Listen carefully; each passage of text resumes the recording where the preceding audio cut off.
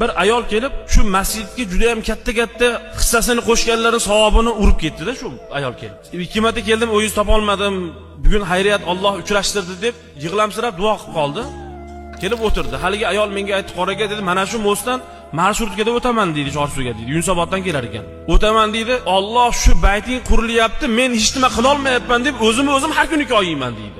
Aslida uni qo'lida yo'q, unga majburiyat yo'q, uni imkoniyati yo'q edi.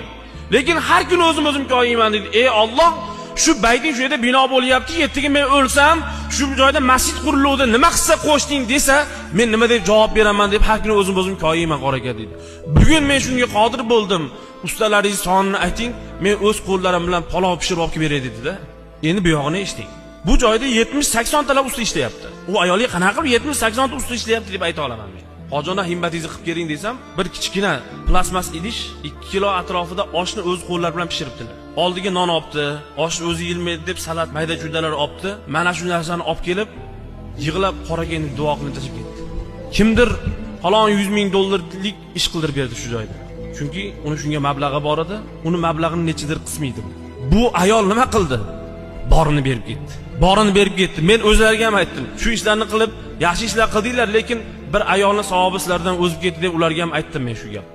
Puli bor, inamarka mashina haydaydi. Mana shu joyga